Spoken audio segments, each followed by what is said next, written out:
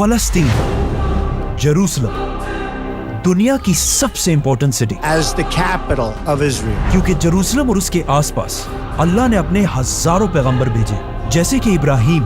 दाऊद और सुलेमान अलैहिमुस्सलाम। और यहूदियों के मुताबिक इस सिटी यरूशलेम का नाम सबसे पहले एक बहुत बड़े पैगंबर नूह अलैहिस्सलाम के बेटे साम ने रखा था, जिसका मतलब है यरूशलेम, द सिटी ऑफ पीस। लेकिन उस टाइम से लेकर आज तक इस सिटी ने कभी पीस नाम की कोई चीज देखी नहीं, क्योंकि जेरूसलम दुनिया के 3 बड़े रिलीजन यहूदी,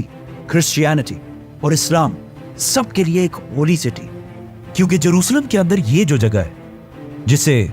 बैतुल मक़दस कहा जाता है, इसकी ये साइड वेस्टर्न वॉल है, जो आज यहूदियों के लिए सबसे होली जगह है। यहां से थोड़ी दूर एक चर्च है जो आज क्रिश्चियंस के लिए सबसे होली साइट है, क्योंकि क्रिश्चियंस का मानना है कि इस चर्च के नीचे आज तक ईसा अलैहिस्सलाम की खाली कब्र मौजूद है। और इसी बैतुल मक़दस के ऊपर मस्जिद अक्सा भी बनी हुई है, क्योंकि बैतुल मक़दस मुसलमानों के लिए भी मक्का और मदीना के बाद दुनिया की सबसे होली जगह है। जब रसूलुल्लाह सल्लल्लाहु अलैहि वसल्लम मक्का में थे, उन्होंने कई साल तक मक्का के लोगों को इस्लाम की तरफ आने की दावत दी, लेकिन उनकी बहुत कोशिश के बाद भी मक्का के सिर्फ कुछ ही लोगों ने उनकी बात पर इस्लाम कबूल किया। और ये लोग भी मक्का के कोई पावरफुल लोग नहीं, बल्कि इनमें बहुत सारे ऐसे थे जो मक्का के सबसे कमजोर लोगों में से थे, जिसकी वजह से मक्का के लोग इन पर बहुत जुल्म किया करते थे। इस सब के बाद भी आप सल्लल्लाहु अलैहि वसल्लम इन सब से कहते रहते कि आज तो मुसलमान कमजोर है, लेकिन एक दिन ऐसा जरूर आएगा कि मुसलमान रोमन और पर्शियन एम्पायर दोनों को फतह करेंगे। जिस पर मक्का के लोग उनका बहुत मजाक उड़ाते थे और कहते थे कि ये लोग हमारा यहाँ मक्का में मुकाबला नहीं कर सकते, तो ये रोमन और पर्शियन एम्पायर से कैसे लड़े। लेकिन अब रसूलुल्लाह सल्लल्लाहु अलैहि वसल्लम की वफात के कुछ ही साल बाद मुसलमानों ने उमर बिन खत्ताब रज़ियल्लाहु तआला अन्हु की खिलाफत में रोमन और पर्शियन एम्पायर दोनों को यरमूक और कादसिया जैसी जंगों में पूरी तरह हरा दिया था। और इन दोनों एम्पायर्स को हराने के बाद अब मुसलमानों की दोनों बड़ी फौजें मदीना से हजरत उमर रज़ियल्लाहु तआला अन्हु के ऑर्डर्स का इंतजार कर रही कि अब हमें इससे आगे और कहां जाना चाहिए। तो मदीना से सीधा एक लेटर पर्शियन एम्पायर साद बिन अबी वक्कास की तरफ गया और हजरत उमर ने उन्हें ऑर्डर दिया कि अब तुमने तब तक नहीं रुकना जब तक पर्शियन एम्पायर का कैपिटल मदीन फतह ना हो जाए और पूरी पर्शियन एम्पायर मुसलमानों के कंट्रोल में ना आ जाए, तब तक तुमने पीछे नहीं हटना। तो साद बिन अबी वक्कास मुसलमानों की फौज के साथ पूरी पर्शियन एम्पायर को फतह करने के लिए रवाना हुए। पर्शियन एम्पायर में तो मुसलमानों की फौज आहिस्ता आहिस्ता कैपिटल की तरफ बढ़ने लगी। अब वहाँ रोमन एम्पायर मुसलमानों ने यरमूक की जंग जीतने के बाद बहुत तेजी से उन सारे इलाकों को दोबारा फतह कर लिया था जिन्हें वो इससे पहले छोड़ चुके थे। और इस सारे इलाके को फतह करने के बाद अब मुसलमान मदीना से हजरत उमर रज़ियल्लाहु तआला अन्हु के ऑर्डर का इंतजार कर रहे थे। तो फौरन मदीना से हजरत अबू उबैदा के लिए एक लेटर पहुंचा कि मुसलमानों की पूरी ताकत को साथ लेकर रोमन एम्पायर की सबसे होली सिटी, पैगंबरों की सिटी जेरूसलम की तरफ जाओ और उसे खिलाफत के कंट्रोल में लाओ। तो अबू उबैदा मुसलमानों की पूरी ताकत लेकर शाम से जेरूसलम की तरफ रवाना हुए और इस तरह मुसलमानों की ये अजीम फौज पहली बार फलस्तीन में एंटर हुई। यरमूक जैसी खतरनाक जंग जीतने के बाद अब पूरी रोमन एम्पायर में मुसलमानों को रोकने वाला कोई भी नहीं था। तो मुसलमानों ने सीधा जाकर जेरूसलम के शहर को चारों तरफ से घेर लिया। लेकिन मुसलमान ये नहीं चाहते थे कि जेरूसलम को भी बाकी सिटीज की तरह जंगों और तलवारों से फतह किया जाए, क्योंकि मुसलमानों को पता था कि ये पैगंबरों का शहर है और वो नहीं चाहते थे कि इस सिटी में कोई खून खराबा हो। तो मुसलमानों ने इस शहर के चारों तरफ अपने कैंप्स लगाए और आराम से इस सिटी के सरेंडर का इंतजार करने लगे। लेकिन जेरूसलम के सबसे बड़े प्रीस्ट सफरोनियस ने मुसलमानों की इतनी बड़ी फौज देखकर भी आसानी से सरेंडर नहीं किया और बार बार अपने रोमन बादशाह हरकल की तरफ लेटर्स भेजता रहा कि आप रोमन एम्पायर की पूरी फौज के साथ क्रिश्चियंस के सबसे होली शहर जेरूसलम को मुसलमानों के हाथों से बचाएं। लेकिन अगले 4 महीने तक सफरोनियस की बहुत कोशिश के बाद भी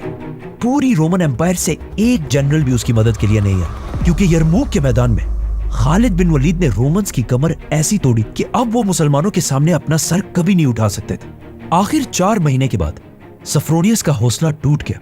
और उन्होंने जेरूसलम से मुसलमानों के आर्मी चीफ अबू उबैदा की तरफ सरेंडर करने के लिए एक लेटर भेजा। लेकिन इस लेटर में उसने बहुत ही एक अजीब डिमांड लिखी थी कि मैं इस सिटी को सिर्फ एक शर्त पर मुसलमानों के हवाले करूंगा कि इस इस्लामिक एम्पायर के खलीफा उमर बिन खत्ताब खुद आकर मुझसे मिले। लेकिन आखिर क्यों सफ्रोनियस खालिद बिन वलीद, अबू उबैदा और बाकी सारे जनरल्स के बजाय हजरत उमर के सामने ही क्यों सरेंडर करना चाहते थे? क्योंकि सफ्रोनियस को जेरूसलम की हिस्ट्री के बारे में बहुत अच्छी तरह पता था और उसे पता था कि पिछले हजारों साल से जब भी किसी बादशाह ने इस सिटी को फतह किया, उसने यहाँ की एक एक चीज को तबाह किया। जेरूसलम और फलस्तीन की स्टोरी यहाँ से बहुत पहले शुरू होती है और ये स्टोरी इतनी इंटरेस्टिंग है कि बाइबल और कुरान ने बार बार दुनिया के बाकी सारे इलाकों से ज्यादा इसी इलाके फलस्तीन की हिस्ट्री बयान की है। फलस्तीन की स्टोरी स्टार्ट होती है इब्राहिम अलैहिस्सलाम के साथ कि जब इब्राहिम अलैहिस्सलाम आज से 4000 साल पहले जेरूसलम से बहुत दूर इराक की सिटी ऊल में पैदा हुए, जो उस जमाने में दुनिया की सबसे बड़ी सिटी थी और उस सिटी के कुछ बड़ी बड़ी बिल्डिंग्स आज भी दुनिया में मौजूद है। इब्राहिम अलैहिस्सलाम इसी सिटी में बड़े हुए और बड़े होकर उन्होंने इस सिटी के रिलीजन से बगावत कर दी और वहां के सारे लोगों से ये कहा कि अपने खुदाओं को छोड़कर एक अल्लाह की तरफ आओ। तो ऑफ कोर्स वहां के लोगों ने उनकी बात नहीं मानी, लेकिन फिर भी इब्राहिम अलैहिस्सलाम अपने मिशन से पीछे नहीं हटे और आखिर वहां के बादशाह को एक दिन इतना गुस्सा आया कि उन्होंने हुक्म दिया कि एक बहुत बड़ी आग जलाकर इब्राहिम को उस आग में फेंक दिया जाए। लेकिन जैसे ही उन्होंने इब्राहिम अलैहिस्सलाम को इस आग में फेंका तो वहां खड़े सारे लोगों ने पहली बार एक बहुत ही अजीब मंजर देखा कि इब्राहिम अलैहिस्सलाम बिल्कुल सही सलामत वहां सबके सामने इस आग से चलकर बाहर निकले। इस वाकये के बाद ऊर शहर के लोग इब्राहिम अलैहिस्सलाम की ताकत से डर गए और उन पर और जुल्म करना छोड़ दिया और इब्राहिम अलैहिस्सलाम भी अल्लाह के हुक्म से ऊर सिटी को छोड़कर पहली बार फलस्तीन के इलाके में आबाद हुए। नाउ इब्राहिम अलैहिस्सलाम के दो बेटे थे, इस्माइल और इसहाक। इसहाक अलैहिस्सलाम की औलाद में अल्लाह ने हजारों पैगंबर भेजे, लेकिन इस्माइल अलैहिस्सलाम की औलाद से सिर्फ एक पैगंबर भेजा गया। इस्माइल अलैहिस्सलाम तो फलस्तीन को छोड़कर अरब जाकर मक्का में आबाद हुए, लेकिन इसहाक अलैहिस्सलाम अपने वालिद इब्राहिम अलैहिस्सलाम की वफात के बाद यही फलस्तीन में ही रहे और उनके बेटे याकूब अलैहिस्सलाम, जिन्हें इसराइल के नाम से भी जाना जाता है, और इन्हीं की औलाद को याकूब अलैहिस्सलाम की औलाद को आज बनी इसराइल कहा जाता है। याकूब अलैहिस्सलाम के एक बेटे यूसुफ अलैहिस्सलाम अपने भाइयों के जुल्म की वजह से फलस्तीन छोड़कर इजिप्ट में आबाद हुए और यही मिस्र में बड़े होकर यूसुफ अलैहिस्सलाम पूरे मिस्र के प्राइम मिनिस्टर बने, जिसके कुछ ही अरसे बाद फलस्तीन के इलाके में एक बहुत बड़ा कहर आया, जिससे वहां के लोगों के खाने पीने की चीजें बिल्कुल खत्म हो गई और यहाँ के लोग मजबूरन खाना पीना ढूंढने के लिए उस वक्त के सुपर पावर इजिप्ट की तरफ गए ताकि वहां से उनको कुछ मिल सके, जिसमें यूसुफ अलैहिस्सलाम के 11 भाई भी शामिल थे। आखिर यूसुफ अलैहिस्सलाम की वजह से उनके सारे भाई और बाप याकूब अलैहिस्सलाम सब फलस्तीन के इलाके को छोड़कर उन्हीं के पास इजिप्ट में आबाद हुए। बनी इसराइल में उस जमाने से लेकर आज तक एक बहुत ही जबरदस्त क्वालिटी रही है कि ये जहां भी जाते हैं बहुत ही तेजी से उस इलाके के सबसे ताकतवर लोग बन जाते हैं। इसी तरह इजिप्ट में भी बनी इसराइल के इन 12 भाइयों के बेटे बहुत तेजी से इजिप्शियंस को पीछे छोड़कर इजिप्ट के सबसे ताकतवर और रिच लोग बन गए। ये देखकर आहिस्ता आहिस्ता इजिप्शियंस को समझ आ गई कि अगर ऐसा ही चलता रहा तो बहुत जल्द हम सारे बनी इसराइल के गुलाम बन जाएंगे। तो आखिर इजिप्ट के एक ताकतवर फिरौन ने यह फैसला किया कि इससे पहले कि हम इजिप्शियंस इन बनी इसराइल के गुलाम बने, हम ही इन्हें अपना गुलाम बना देते हैं। जिसके बाद इजिप्शियंस ने बनी इसराइल को कमजोर करने के लिए जबरदस्ती इनके सारे बिजनेसेस बंद कर दिए, उनके घरों के अंदर से सब कुछ लूट लिया और बिल्कुल हिटलर की तरह सारे बनी इसराइल को एक जगह पर जमा करके इन्हें अपना गुलाम बना दिया। इसी तरह अगले 400 साल तक बनी इसराइल इजिप्शियंस की गुलामी करते रहे। आखिर अल्लाह ने इनकी तरफ अपना एक पैगंबर भेजा, मूसा अलैहिस्सलाम, जिन्होंने बनी इसराइल को 400 साल की गुलामी के बाद इजिप्ट से निकालकर वापस अपने ग्रेट ग्रैंडफादर इब्राहिम अलैहिस्सलाम के इलाके फलस्तीन की तरफ रवाना किया। यहूदियों की किताब तौरात के मुताबिक एक ही दिन में 6 लाख लोग इजिप्ट को छोड़कर रवाना हुए, लेकिन जैसे ही बनी इसराइल वापस फलस्तीन के करीब पहुंचे तो उन्होंने देखा कि पिछले 400 साल से जब बनी इसराइल इजिप्ट में गुलाम थे तो उसी टाइम फलस्तीन में कुछ नए बहुत ही ताकतवर कबीले अमेलेकाइट्स और एमोराइट्स आबाद हो चुके थे। तो अल्लाह ने मूसा अलैहिस्सलाम को हुक्म दिया कि बनी इसराइल के इन 12 कबीलों को अमेलेकाइट्स के साथ जंग के लिए तैयार करो। तो मूसा अलैहिस्सलाम ने ऐसा ही किया और पूरा बनी इसराइल जंग के लिए तैयार हो गया। लेकिन जंग से एक रात पहले ही मूसा अलैहिस्सलाम ने अमेलेकाइट्स की ताकत का अंदाजा लगाने के लिए बनी इसराइल के कुछ जासूस रात को उनकी तरफ भेजे। लेकिन अब जब बनी इसराइल जंग के लिए बिल्कुल रेडी खड़े थे तो अचानक उन जासूसों ने वापस आकर बताया کہ ہم بنی اسرائیل ان لوگوں کا مقابلہ کبھی بھی نہیں کر سکتے، کیونکہ یہ ایمورائٹس اور باقی قبیلے ہم سے بہت ہی زیادہ طاقتور اور رچ لوگ ہیں، اور ان کے پاس ہتھیار بھی ہم سے بہت زیادہ ہے۔ یہ سن کر بنی اسرائیل کا سارا حوصلہ بالکل ٹوٹ گیا، اور انہوں نے اپنے سارے ہتھیار پھینک کر موسیٰ علیہ السلام سے کہا کہ آپ اور آپ کا رب جا کر لڑیں، ہم ان لوگوں سے نہیں لڑنے والے۔ بنی اسرائیل کی اس حرکت سے اللہ کو ان پر بہت سخت غصہ آیا، اور اس نے تورات میں موسیٰ علیہ السلام سے کہا کہ میں نے بنی اسرائیل کو اتنی زیادہ نشانیاں دکھائیں، لیکن اس سب کے بعد بھی انہوں نے میرے لیے لڑنے سے انکار کر دیا، تو اب تم سب بنی اسرائیل اگلے 40 سال تک اسی ڈیزرٹ میں رہو گے، اور تمہارا ایک ایک بندہ اسی ڈیزرٹ میں مرے گا۔ یہی تم سب کی سزا ہے، یہاں تک کہ تم سب کی قبریں بھی اسی ڈیزرٹ میں ہی بنیں گی۔ اور ایگزیکٹلی ایسا ہی ہوا۔ اگلے 40 سال میں بنی اسرائیل کی جو غلام جنریشن ایجپٹ کے فرعون سے آزاد ہو کر نکلی تھی، ان 40 سالوں میں وہ بالکل ختم ہو گئی۔ لیکن ان سب کے ساتھ موسیٰ اور ہارون علیہ السلام بھی اس دنیا سے چلے گئے۔ ان 40 سالوں میں بنی اسرائیل کی ایک نئی جنریشن آزاد سوچ کے ساتھ بڑی ہوئی، اور انہوں نے یوشع بن نون علیہ السلام کی لیڈرشپ میں آخر پورے فلسطین کو فتح کر لیا، اور اس طرح بنی اسرائیل 500 سال کے بعد دوبارہ فلسطین میں آباد ہوئے۔ یوشع علیہ السلام نے پورے فلسطین کو فتح کرنے کے بعد فلسطین کو 12 حصوں میں ڈیوائیڈ کر دیا، اور بنی اسرائیل کے 12 قبیلوں کے حوالے کیا، اور ان سب کے اوپر کوئی ایک بادشاہ نہیں، بلکہ ہر قبیلے کو کنٹرول کرنے کے لیے ان کے اوپر ججز کا ایک گروپ بٹھایا، جو وقت کے ساتھ ساتھ بنی اسرائیل کے سارے فیصلے کرنے لگے۔ اور اسی طرح اگلے 300 سال تک بنی اسرائیل کے یہی ججز پورے فلسطین پر حکومت کرتے رہے۔ لیکن آہستہ آہستہ وقت کے ساتھ ساتھ یہ ججز کرپٹ ہوتے گئے، اور کچھ پیسوں کے لیے تورات کی آیات کو بگاڑ کر اپنے مرضی کے فیصلے دینے لگے۔ یہی سے تورات جو موسیٰ علیہ السلام پر نازل ہوئی تھی، آہستہ آہستہ چینجز آنے لگے، جس کی وجہ سے تورات کی اصلی پیور شکل ان ججز کی وجہ سے آہستہ آہستہ دنیا سے ختم ہونے لگی۔ اور یہ ججز اتنے کرپٹ تھے کہ اللہ نے انہیں روکنے کے لیے اپنے پیغمبر بھی بھیجے، تو ان ججز نے یہ جان کر بھی کہ وہ پیغمبر ہیں انہیں قتل کروا دیا۔ آخر ان ججز کی 300 سال کی کرپشن کی وجہ سے بنی اسرائیل بہت ہی کمزور ہو گئے، جس کا فائدہ اٹھا کر پاس کے ایک طاقتور نئے قبیلے جنہیں فلسطینز کہا جاتا تھا، بنی اسرائیل پر آ کر حملہ کر دیا۔ اور اس قوم کے لیڈر کا نام جالوت، جس نے بہت تیزی سے بنی اسرائیل سے یہ سارے علاقے چھین لیے، اور ایون ان کے کیپٹل جروسلم کو بھی فتح کر لیا۔ اب اس سے بنی اسرائیل کے لوگوں کو آخر 300 سال بعد سمجھ آ گئے کہ انہی ججز کے غلط فیصلوں کی وجہ سے آج ہم سب برباد ہو چکے ہیں۔ تو وہ سب اس وقت کے پیغمبر سیمیول کے پاس جمع ہوئے، اور ان سے ریکویسٹ کی کہ آپ ان ججز کو ہٹا کر پورے بنی اسرائیل کے لیے ایک یونائٹڈ طاقتور بادشاہ چوز کریں، تاکہ ہم ان دشمنوں کا مقابلہ کر سکیں۔ تو سیمیول نے بنی اسرائیل کا پہلا بادشاہ چوز کیا، جس کا نام تھا طالوت۔ تو طالوت بنی اسرائیل کی فوج کو لے کر جالوت سے لڑنے کے لیے روانہ ہوا، اور دونوں فوجیں ایک دوسرے کے آمنے سامنے ہوئی۔ جنگ سے پہلے جالوت اپنی فوج سے سامنے آیا اور بنی اسرائیل کو لڑنے کا چیلنج دیا، لیکن کافی دیر تک بنی اسرائیل سے کسی نے بھی آگے جا کر اس کا چیلنج ایکسیپٹ نہیں کیا،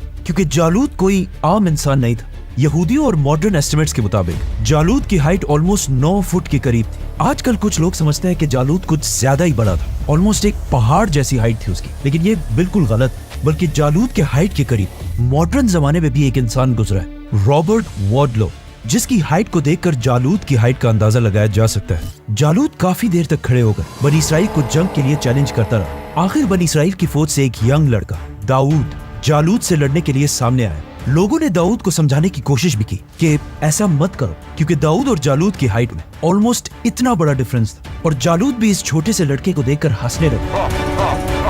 لیکن جیسے ہی لڑائی شروع ہوئی تو داؤد علیہ السلام نے دور سے ایک پتھر گھما کر سیدھا جالوت کی طرف پھینکا، اور یہ پتھر سیدھا جا کر جالوت کے سر پر لگا، اور وہ وہاں سب کے سامنے داؤد علیہ السلام کی ایک ہی وار سے زخمی ہو کر زمین پر گر گیا۔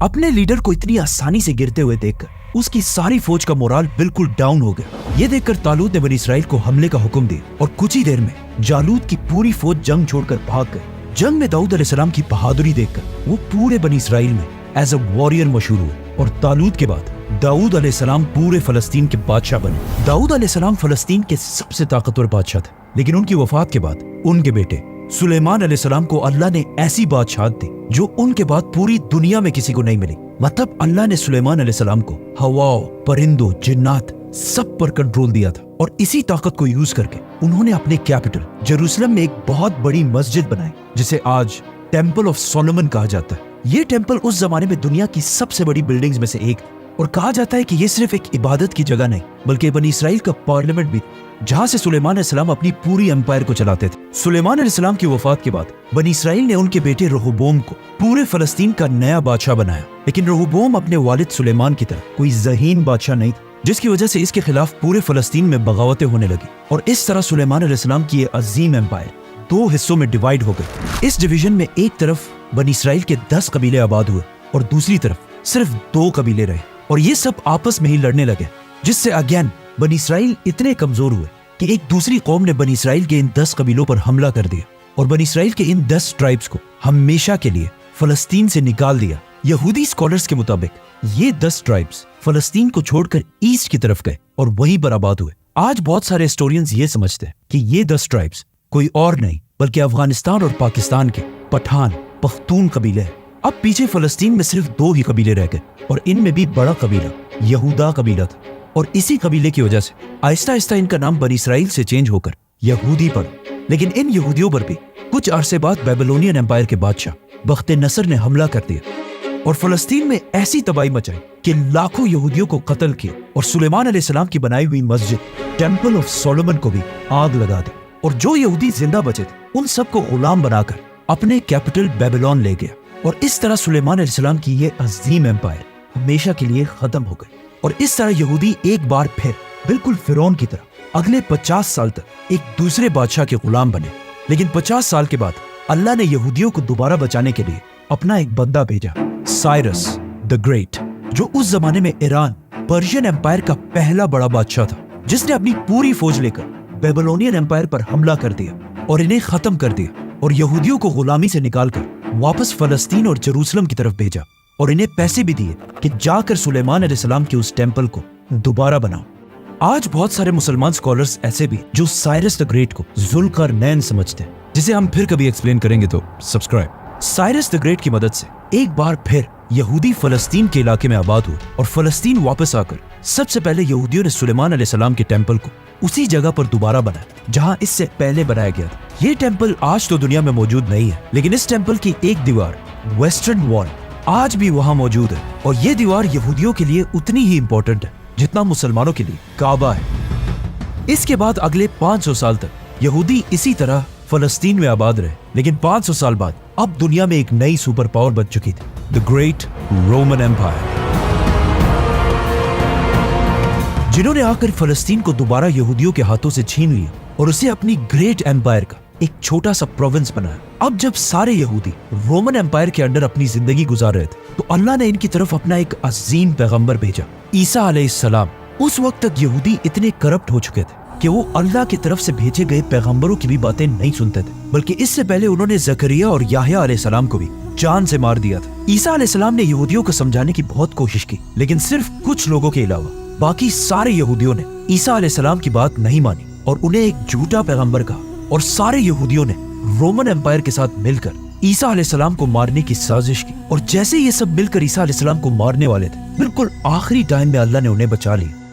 اور انہوں نے عیسیٰ علیہ السلام کے بجائے ایک دوسرے شخص کو سولی پر چڑھا کر مار دیا۔ اب عیسیٰ علیہ السلام تو دنیا سے چلے گئے، لیکن یہودیوں اور رومنز کے درمیان آہستہ آہستہ لڑائیاں شروع ہونے لگی۔ عیسیٰ علیہ السلام کے بعد اللہ نے یہودیوں کو کبھی بھی معاف نہیں کیا، کیونکہ عیسیٰ علیہ السلام کے بعد آج تک یہودیوں کے پاس اور کوئی پیغمبر نہیں بھیجا گیا، اور عیسیٰ علیہ السلام کے خلاف سازش کرنے پر اللہ نے یہودیوں سے ایسا بدلہ لیا کہ ان کے جانے کے کچھ ہی عرصے بعد رومنز اور یہودیوں کی لڑائی شروع ہوئی، اور رومنز نے یہودیوں کو ایسا تباہ کیا کہ اگلے 2000 سال تک یہودی دوبارہ فلسطین میں آباد نہیں ہو سکے۔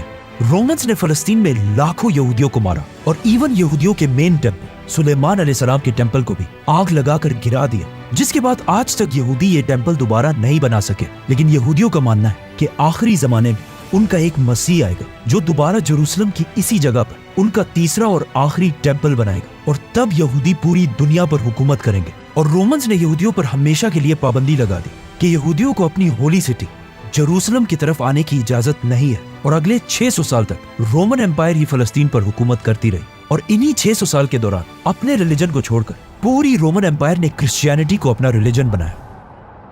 یہاں تک سٹوری صرف ابراہیم علیہ السلام کے ایک بیٹے اسحاق علیہ السلام کی نسل کے بارے میں تھی، لیکن یہاں سے دنیا کی سٹوری بالکل بدل جاتی کیونکہ ابراہیم علیہ السلام کے پہلے بیٹے اسماعیل علیہ السلام جو اس سے ہزاروں سال پہلے فلسطین کو چھوڑ کر عرب میں آباد ہوئے تھے، اللہ نے انہی کے نسل میں سے اپنا آخری پیغمبر بھیجا، محمد صلی اللہ علیہ وسلم۔ اب جب مکہ میں رسول اللہ صلی اللہ علیہ وسلم لوگوں کو اسلام کی دعوت دے رہے تھے تو اسی ٹائم ایک بار پھر فلسطین پر حملہ کیا گیا، لیکن اس بار یہ حملہ پرشین امپائر کے بادشاہ نے کیا۔ اس نے جروسلم کو فتح کر کے یہاں 1,00,000 کرسچنز کو مار دیا اور اگین جروسلم کی پوری سٹی کو تباہ کر دیا اور یہاں کے چرچز کو بھی آگ لگا دی اور اس کراس کو بھی اپنے ساتھ وہاں سے لے گئے جس پر کرسچنز سمجھتے ہیں کہ عیسیٰ علیہ السلام کو مارا گیا تھا۔ آج بھی دنیا کے ہر چرچ میں اسی کراس کی کاپی بنا کر لگائی جاتی ہے۔ اس سب کے کچھ ہی عرصے بعد رومن امپائر نے پرشینز کو تو ہرا دیا اور جروسلم کو دوبارہ آباد کر لیا۔ یہ اتنی عظیم جنگ تھی کہ قرآن کے سورہ روم میں اس جنگ کے بارے میں آیات بھی بھیجی گئی جسے ہم اس ویڈیو میں ایکسپلین کر چکے ہیں۔ اس سب کے بعد رومن امپائر نے تو پرشینز کو ہرا دیا اور اپنے کراس کو واپس لا کر پورے جروسلم کی سٹی کو دوبارہ آباد کیا، اور اب رومن امپائر کا خیال تھا کہ انہیں چیلنج کرنے والا دنیا میں اب کوئی بھی نہیں۔ لیکن ساتھ ہی عرب میں مسلمانوں کی خلافت بہت تیزی سے آگے بڑھ رہی تھی اور مسلمانوں کی خلافت اتنی مضبوط ہو چکی تھی کہ کچھ ہی سالوں میں حضرت عمر رضی اللہ تعالیٰ عنہ کی خلافت میں ایک بار پھر جروسلم کو چاروں طرف سے گھیر لیا گیا۔ ناؤ جروسلم کے لیڈر سفرونیس کو اس سٹی کی ہسٹری کا بہت اچھی طرح پتا تھا، اور اسے پتا تھا کہ اس سے پہلے جس نے بھی اس سٹی کو فتح کیا اس نے اس سٹی کی ایک ایک چیز کو تباہ کیا۔ تو اب سفرونیس اس بات سے ڈر رہا تھا کہ اب مسلمان بھی اس سٹی کا وہی حال نہ کریں جو اس سے پہلے باقیوں نے کیا تھا۔ سفرونیس جروسلم سے اپنے بادشاہ ہرقل کی طرف لیٹرز بھیجتا رہا کہ وہ آ کر اس کی مدد کر سکے، لیکن 4 مہینے گزرنے کے بعد بھی کوئی بھی اس کی مدد کے لیے نہیں آیا۔ تو اس نے مجبوراً اس سٹی کو سرنڈر کرنے کا ارادہ کیا، لیکن سرنڈر سے پہلے اس نے ایک بہت ہی عجیب ڈیمانڈ رکھی جو اس سے پہلے کسی نے بھی نہیں رکھی تھی۔ سفرونیس نے مسلمانوں کے جنرل ابو عبیدہ کی طرف لیٹر بھیجا کہ میں صرف ایک ہی شرط پر اس عظیم سٹی کو مسلمانوں کے سامنے سرنڈر کروں گا کہ مسلمانوں کے خلیفہ عمر بن خطاب خود آ کر مجھ سے ملے، کیونکہ سفرونیس کے دل میں اب جروسلم کو بچانے کی صرف ایک ہی امید تھی، خلیفہ عمر بن خطاب۔ کیونکہ سفرونیس نے اس سے پہلے حضرت عمر کے بارے میں بار بار سنا تھا کہ حضرت عمر دنیا کے باقی سارے بادشاہوں سے بہت ہی ڈیفرنٹ ہے، بلکہ وہ اپنے آپ کو بادشاہ کہلوانا بھی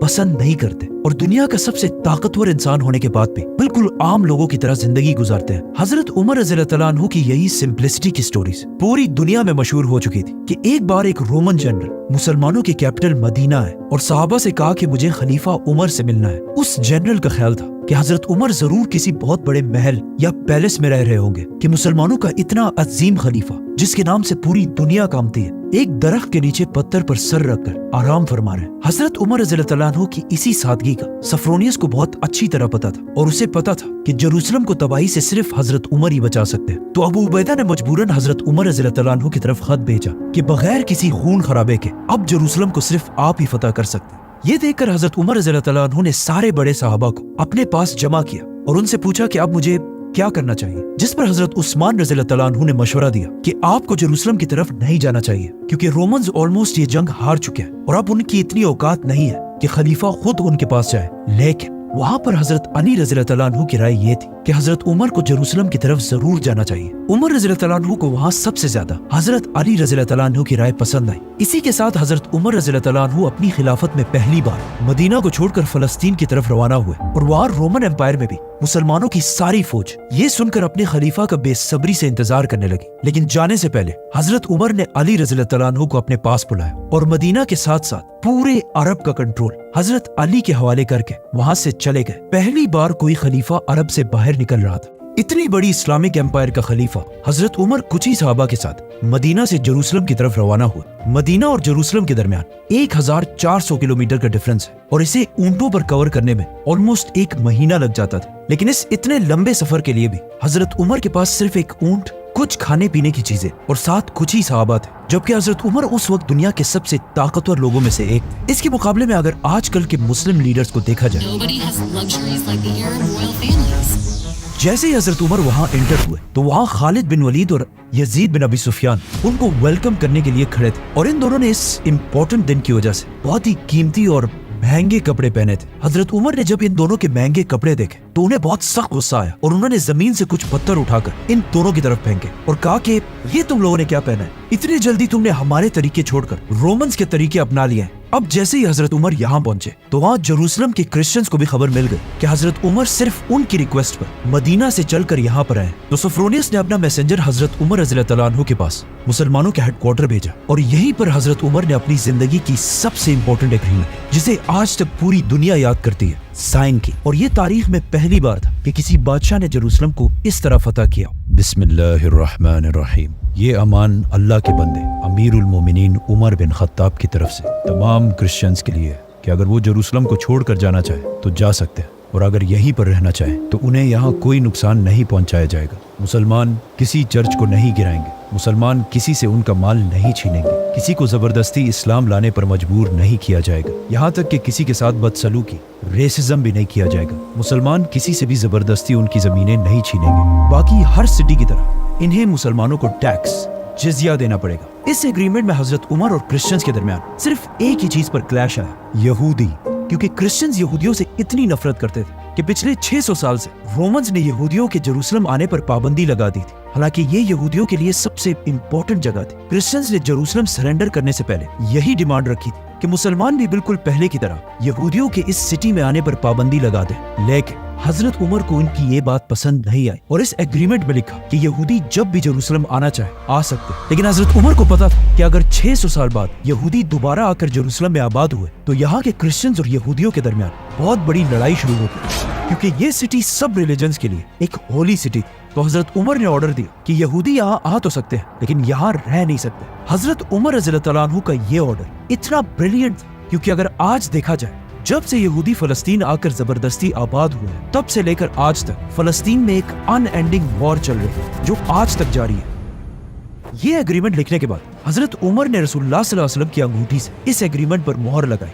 اور خالد بن ولید اور باقی سارے جنرلز اس پر گواہی لکھی۔ ناؤ اس معاہدے سے سب سے زیادہ خوشی یہودیوں کو ہوئی، کیونکہ پوری دنیا کے یہودیوں نے 600 سال گزرنے کے بعد پہلی بار حضرت عمر رضی اللہ تعالیٰ عنہ کی وجہ سے اپنی ہولیسٹ سٹی جروسلم کو دوبارہ دیکھا۔ یہ وہی یہودی تھے جو اس سے پہلے ہمیشہ رسول اللہ صلی اللہ علیہ وسلم اور اسلام کے خلاف سازشیں کرتے رہتے تھے، لیکن اب جب مسلمانوں کو طاقت ملی تو مسلمانوں نے کرسچنز کے سامنے کھڑے ہو کر یہودیوں کے لیے آواز اٹھائی۔ سفرونیس کا یہ میسنجر جب حضرت عمر رضی اللہ تعالیٰ عنہ کی ایگریمنٹ لے کر واپس جروسلم پہنچا تو وہاں سارے کرسچنز اسے پڑھ کر سیلیبریٹ کرنے لگے، کیونکہ ان کا خیال تھا کہ پچھلے ہر بادشاہ کی طرح حضرت عمر بھی اس سٹی کو فتح کرنے کے بعد تباہ کر دیں گے، لیکن حضرت عمر رضی اللہ تعالیٰ عنہ نے ایسا نہیں کیا، اور تاریخ میں پہلی بار بغیر کسی خون خرابے کے بالکل امن کے ساتھ جروسلم فتح کر لیا۔ اب حضرت عمر رضی اللہ تعالیٰ عنہ کا نام جروسلم کے ہر کرسچن کی زبان پر تھا، اور یہاں کے سارے لوگ اس عظیم بادشاہ کو پہلی بار دیکھنے کے لیے انتظار کرنے لگے۔ تو حضرت عمر رضی اللہ تعالیٰ عنہ بھی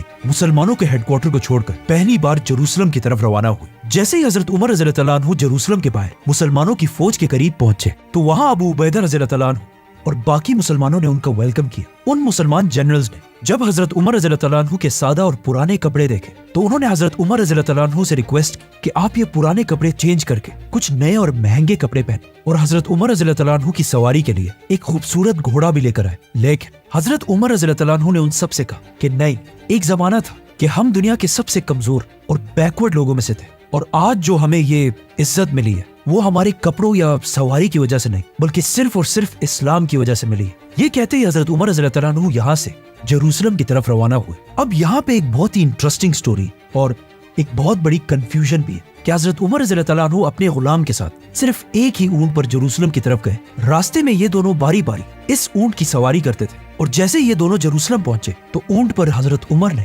بلکہ ان کے غلام بیٹھے ہوئے تھے۔ یہ سٹوری ہم سب نے بچپن سے بار بار سنی ہے، لیکن یہ بالکل ایک ان اوتھینٹک سٹوری ہے جو اسلامک ہسٹری کے کسی بھی بڑے بک میں نہیں ملتی، اور یہ سٹوری لاجیکل بھی نہیں، کیونکہ مسلمانوں کی فوج جس نے چاروں طرف سے جروسلم کو گھیر رکھا تھا، ان کے اور جروسلم کی گیٹ کے درمیان اتنا فاصلہ تھا ہی نہیں کہ جس کے لیے اونٹ کو بار بار چینج کیا جائے۔ اس کے علاوہ مسلمانوں کی فوج میں اس وقت ہزاروں اونٹ موجود تھے، ان میں سے بھی کسی اونٹ کو یوز کیا جا سکتا تھا۔ اور اگین یہ سٹوری کسی بھی اسلامک اوتھینٹک بک میں نہیں لکھی ہوئی۔ ان سب چیزوں کو دیکھ کر یہی لگتا ہے کہ یہ سٹوری بعد میں آنے والے لوگوں نے اپنی طرف سے بنائی، اور اسلامک ہسٹری کی لیٹسٹ بک تاریخ امت مسلمہ میں بھی اس سٹوری کو ایک ان اوتھینٹک سٹوری کہا گیا ہے۔ لیکن آپ کو میری بات سننے کی ضرورت نہیں ہے، خود جا کر ریسرچ کریں، اور چیٹ جی پی ٹی سے مت پوچھیں، وہ آپ کو غلط بتائے، خود ریسرچ کریں۔ حضرت عمر رضی اللہ تعالیٰ عنہ سیدھا جروسلم کے اندر انٹر ہوئے، اور وہاں کے سارے لوگ ان کی سمپلسٹی دیکھ کر بہت امپریس ہوئے۔ جروسلم میں کرسچنز کے لیڈر सफ्रोनियस हजरत उमर को सीधा उस चर्च की तरफ ले गए जो आज तक क्रिश्चियंस के लिए सबसे होली जगह है। हजरत उमर जब चर्च में ही थे तो नमाज का वक्त हुआ। सफ्रोनियस ने वहीं पर हजरत उमर को चर्च के अंदर ही नमाज पढ़ने की रिक्वेस्ट की, लेकिन हजरत उमर ने वहां नमाज नहीं पढ़ी और कहा कि अगर मैंने यहाँ पर नमाज पढ़ ली तो मुसलमान जरूर इस चर्च को एक दिन मस्जिद में कन्वर्ट करेंगे। और हजरत उमर नहीं चाहते थे कि मुसलमान क्रिश्चियंस की इस होली जगह को बदल दें। और हजरत उमर की बात बिल्कुल सही थी, क्योंकि आज इस चर्च के करीब ही उमर बिन खत्ताब के नाम से एक मस्जिद बनाई गई। हजरत उमर यहाँ से सीधा बैतुल मकदस की तरफ गए और देखा कि रोमन्स ने यहूदियों की नफरत की वजह से बैतुल मकदस को गंदगी का ढेर बनाया हुआ है। तो हजरत उमर बाकी सहाबा के साथ खुद अपने हाथों से बैतुल मकदस की सफाई करने लगे। हजरत उमर रज़ियल्लाहु अन्हु ने बैतुल मकदस की पूरी सफाई के बाद यहाँ पर सहाबा की एक मीटिंग बुलाई कि हमें यहाँ पर मस्जिद कौन सी जगह पर बनानी चाहिए। तो काब रज़ियल्लाहु अन्हु ने मशवरा दिया, जो इस्लाम लाने से पहले यहूदी थे, कि हमें मस्जिद बैतुल मकदस के इस पत्थर के पीछे बनानी चाहिए ताकि हम बैतुल मकदस और काबा दोनों को सामने रख कर नमाज पढ़ सके। लेकिन इस बात पर हजरत उमर को बहुत सख्त गुस्सा आया और उन्होंने काब से कहा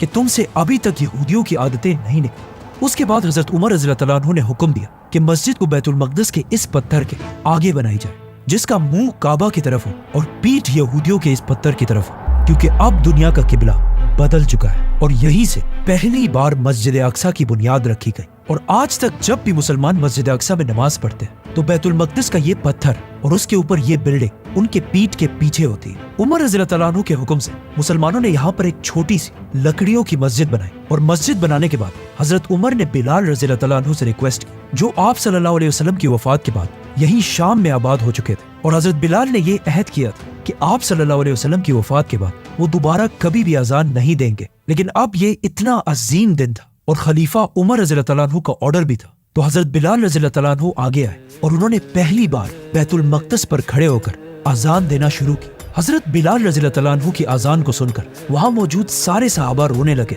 क्योंकि यही बिलाल आप सल्लल्लाहु अलैहि वसल्लम के जमाने में भी मदीना में अजान दिया करते थे। ये वो जमाना था जब मुसलमानों के पास कुछ भी नहीं था, यहाँ तक कि कई दिन तक उनके पास खाने पीने की चीजें भी नहीं होती थी। लेकिन इस सब के बाद भी आप सल्लल्लाहु अलैहि वसल्लम मुसलमानों से कहते रहते थे कि एक दिन ऐसा जरूर आएगा कि मुसलमान रोमन और पर्शियन एम्पायर दोनों को हराएंगे, यहाँ तक कि जेरूसलम को भी फतह करेंगे। और आज मुसलमान इन दोनों एम्पायर्स को हराकर दुनिया के सुपर पावर बन चुके थे। और वही बिलाल रज़ियल्लाहु अन्हु दोबारा अजान दे रहे थे। उस दिन से लेकर आज तक पिछले 1400 साल से हर दिन बैतुल मकदस में उसी तरह अजान दी जाती है। और इस तरह इस अजीम सिटी, पैगंबरों की सिटी जेरूसलम को बगैर कोई खून बहाए हजरत उमर रज़ियल्लाहु अन्हु ने फतह कर लिया। लेकिन जेरूसलम की फतह का तो रसूलुल्लाह सल्लल्लाहु अलैहि वसल्लम ने पहले ही बता दिया था। लेकिन इसके साथ ही आप सल्लल्लाहु अलैहि वसल्लम ने एक और भी बहुत शॉकिंग बात कही थी कि एक दिन जंगे तबूक के दौरान आप सल्लल्लाहु अलैहि वसल्लम अपने कैब में बैठे हुए थे, तो उन्होंने पास बैठे एक सहाबी से कहा कि मुझसे कयामत की कुछ निशानियां सुनो। मेरी मौत, जेरूसलम की फतह और इस फतह के बाद एक ऐसी बीमारी जो तुम मुसलमानों को ग्रेट नंबर्स में मारेगी। और जेरूसलम फतह करने के बाद एग्जैक्टली ऐसे ही हुआ। इस बीमारी ने हजारों मुसलमानों की जान ली और मुसलमानों के बड़े बड़े जनरल्स अबू उबैदा, यजीद और माज बिन जबल शहीद हुए। और इन्हीं के साथ दुनिया की तारीख के सबसे बड़े जनरल खालिद बिन वलीद भी अपने जिस्म पर जख्मों की वजह से इस दुनिया से चले गए। इन सब बड़े बड़े जनरल्स की वफात के बाद अब कुछ नए लोगों को चांस मिला कि वो सामने आकर लीडर्स बन सके, जिनमें से एक का नाम था मुआविया बिन अबी सुफियान। सब्सक्राइब।